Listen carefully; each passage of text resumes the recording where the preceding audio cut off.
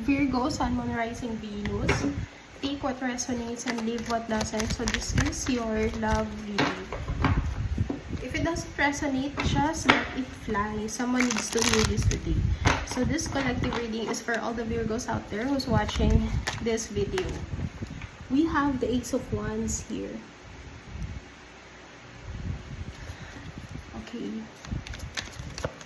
Let's shuffle your cards, Virgo. We have the Sun card.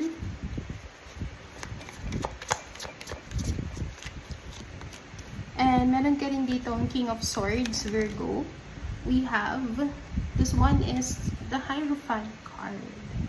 It symbolizes your energy, Virgo, and how you interact with your situation right now. I feel like, Virgo, you're done. Ayaw mo na.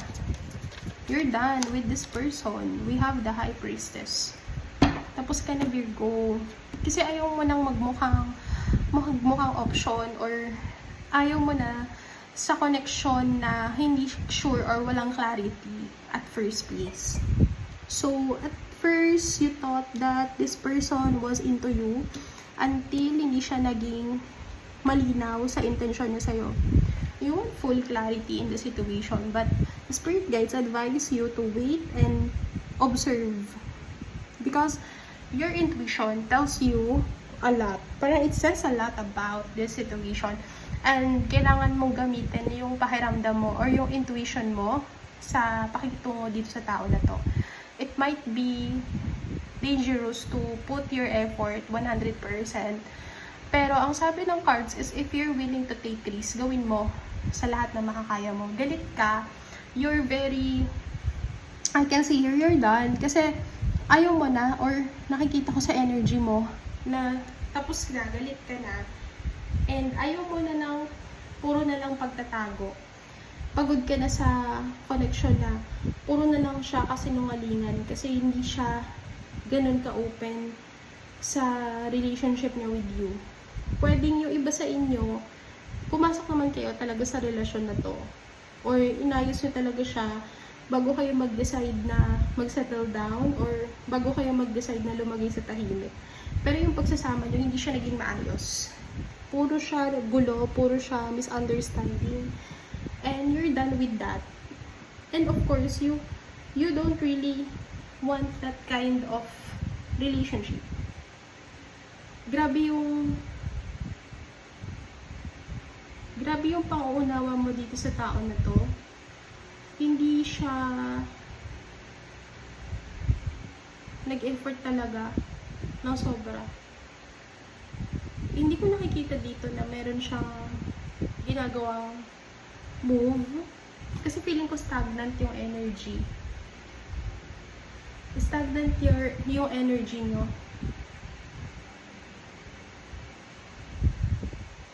And you give your 100% to this person. So, kung walang clarity, ayaw mo nang ganon. For some of you, wala talagang label. Wala talagang label kasi you're always the one putting effort here. You're always the one putting effort here, and hindi mo makita sa kanya na gusto niyang magbago or gusto niyang ayusin yung relationship niyo. Nahuli mo siya, siguro may kachat siya or hindi siya naging open sa'yo, na meron pa na siyang other relationship. Meron siyang other relationship, tapos na-hurt ka. Siguro ito yung treatment na ginawa niya sa'yo, na hindi naman talaga ganun ka ayos. Pwedeng grabe yung pauunawa mo, halos ikaw na yung nag-a-adjust para sa kanya. Halos ikaw na yung mag-effort sa tao na to, na hindi mo nakikita yung effort. Hindi niya na nakikita yung effort mo. Lahat na lang ng gawin mo mali para sa kanya. But you're really into this person kasi gagawin mo lahat para sa tao na to. I'm seeing here, Virgo, that this is your decision whether this person wanted to take risk or gusto niya bang ituloy ito o hindi. Ikaw buo na yung decision mo na ayaw mo na. And pagod ka na sa mga ginagawa niya. Now I'm seeing you taking back your power. I'm seeing 444 here. Pwede nakakita ko dito na angel numbers 222 because you know what you want in your relationship. And ang galing ka kasi mag-balance actually. Yung oras mo, kaya mo siyang i-organize within the day. At ang kinalaman nito sa relasyon na to is ikaw yung tao na critical ka. Yes, critical ka. Pero gusto mo yung makakabuti para sa kanya at para sa inyong dalawa na hindi ka lang totally nakafocus kung ano yung makakabuti para sa'yo.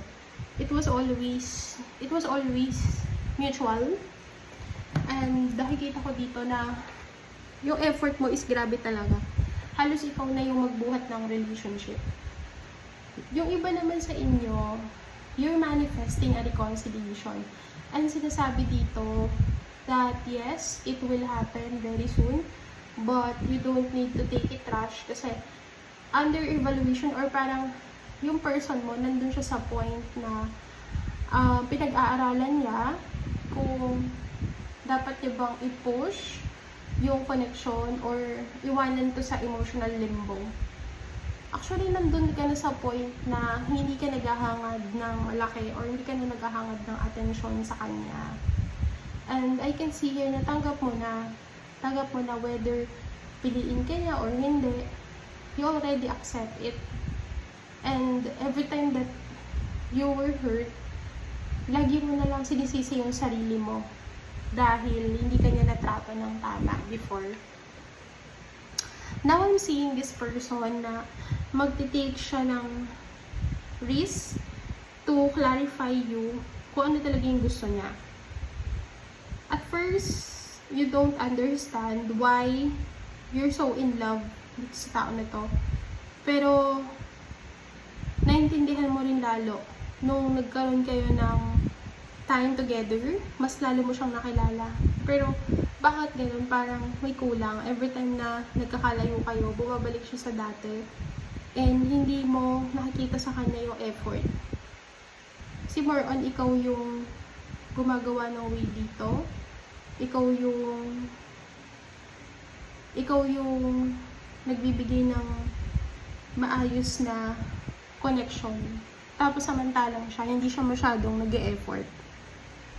For others naman, yung reconciliation, malaki talaga yung chance na mangyari siya very soon. But, there's like, indifferences. Pwedeng sa culture, background, merong mga hindi napapagkasunduan.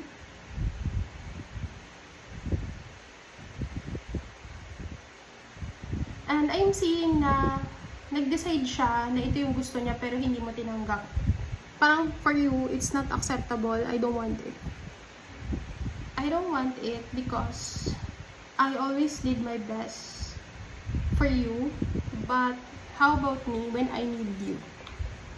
Meron kang ganong energy, and if this person will not meet you or meet your standard, you're gonna let go. Nakikita ko dito na pabitaw ka na. Pabitaw ka na talaga. Because you took so much effort. Pero bakit walang kang clarity na kukuha sa connection ng dalawa?